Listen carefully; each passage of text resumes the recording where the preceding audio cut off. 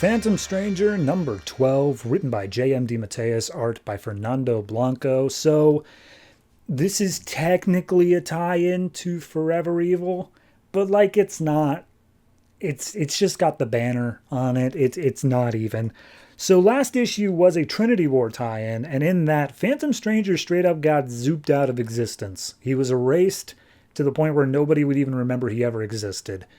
So kind of hard to come back from that, but we open up with just like a 9-panel grid of pure white, and then all of a sudden caption boxes start saying like, oh God, consciousness, a sense of self, it's coming back. And then all of a sudden a black dot appears and starts zooming in until finally we see it's Phantom Stranger.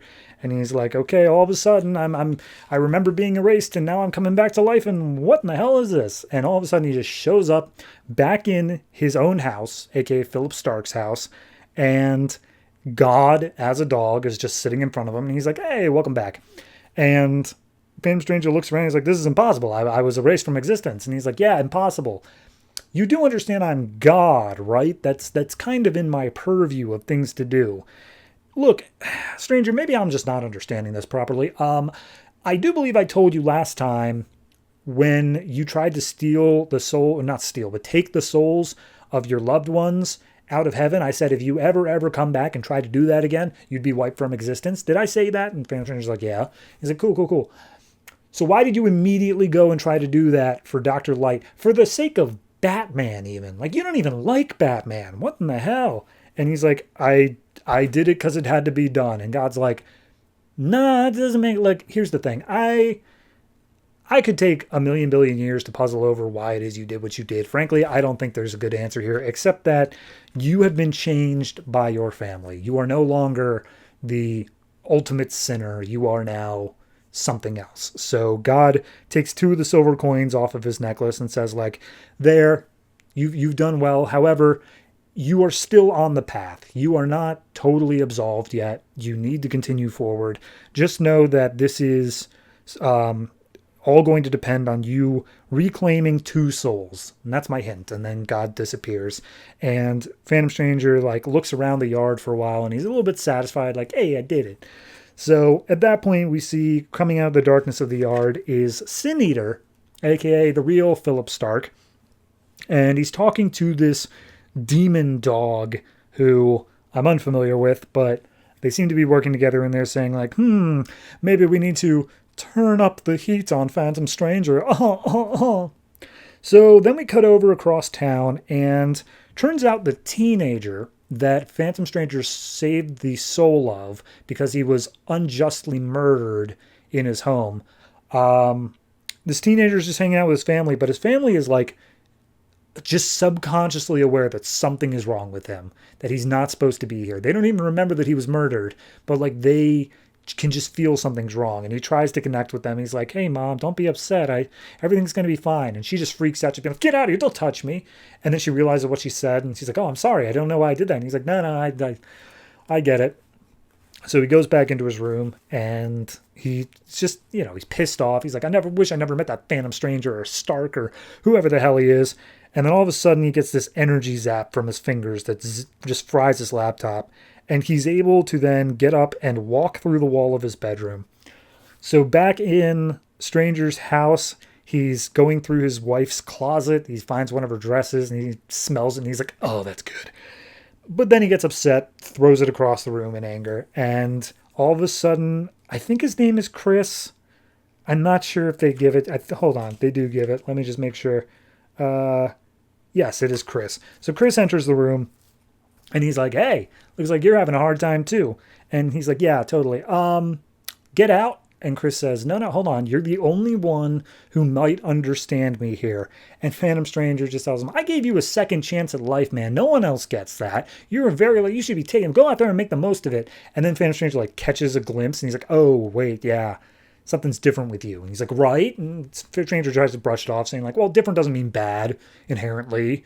Anyway, I got to go take care of something. He just like disappears and reappears in Dr. 13's office. And Chris manages to tag along, and Phantom Stranger's like, how the hell do you do that? And he's like, I don't know. I got powers now. I'm still trying to figure him out. So he tells Chris, like, look, if you're going to stick around and I can't get rid of you, just shut up. I don't want to hear you. So they make their way through 13's office. It's complete wreck. Everyone's like, everything's thrown apart.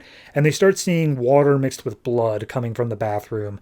And it's like, yeah, it appears that he is feeling a bit guilty as we see him, wrist slit in the bathtub, seemingly dead. And Stranger comes up being like, he's still got a spark of life in him, but he's only got seconds. So Chris then runs forward and says, no, I won't let that happen. He grabs the wrists of Dr. 13 and manages to bring him back to life with his new special powers. And Stranger's like, okay, I guess that's a thing now. And 13 is super upset. He's like, oh God, I feel so guilty. I shouldn't have done it. It's all my fault. And Chris basically says, like, Stranger, he wasn't at fault. He feels like remorse. He was just being used by the question. And he doesn't say the question, but he was. So then Phantom Stranger reaches inside of 13's head, pulls out what seems to be a question mark made of shadow, and squishes it. And he's like, all right, well, that's out. So 13 starts feeling better. And, he asks him how Stranger is even still alive after being impaled by the Spear of Destiny. And he's like, look, regardless of that, can you ever forgive me? And Stranger says, like, I've done some bad things myself, and I kind of get how important forgiveness is. So yes, I forgive you.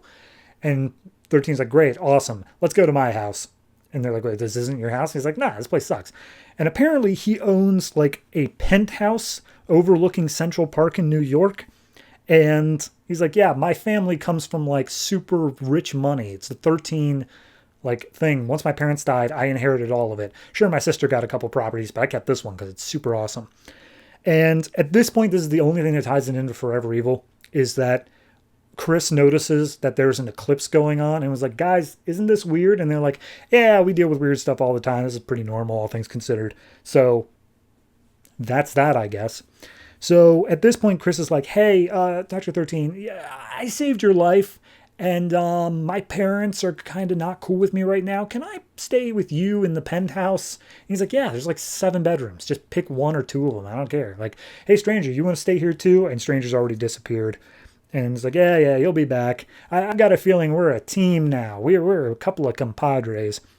So Stranger disappears and reappears back at his home. And he's like, well, that was Chris and 13. That's 2 souls. Is that what I was supposed to do? Is that me reclaiming the 2 souls and putting them towards something? I don't know. Could be. I hope so. And then as he approaches home, he looks and sees it is on fire. And sitting on top of the roof is Sin Eater. And he's like, hey, Phantom Stranger, look what I did. And so Stranger teleports inside his house, inside the flames. And he's like, what have you done? As the flames slowly consume him.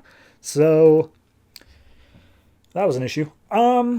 I enjoyed it. I think it was solidly written. I do think that it's kind of weird, though, that we went through this whole thing of, like, you will be erased from all of time if you go to save 2 lives. Or if you go and save a life from heaven.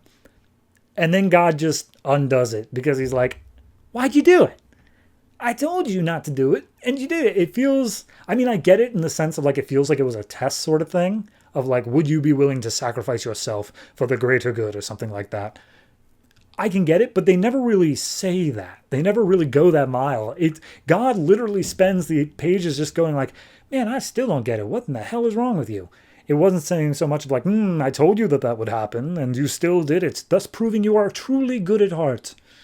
So, I'm down for it. It's a solid issue overall. It feels more of we're putting pieces back where they should be, like 13 is back in Stranger's good graces. We got the dead teenager doing stuff now. It's a bunch of interesting stuff. I am not convinced of Sin Eater being a compelling villain yet, but he's screwing with Stranger, so there's got to be something to it. Overall, I think this one is pretty much definition of a 7. It's good. It's above average. It's still just missing that extra kick that pushes it into like great territory. As always, I'm a sucker for when this thing gets philosophical, and this is not really that at all. If anything, it's pretty straightforward. So 7 is where I feel like for this.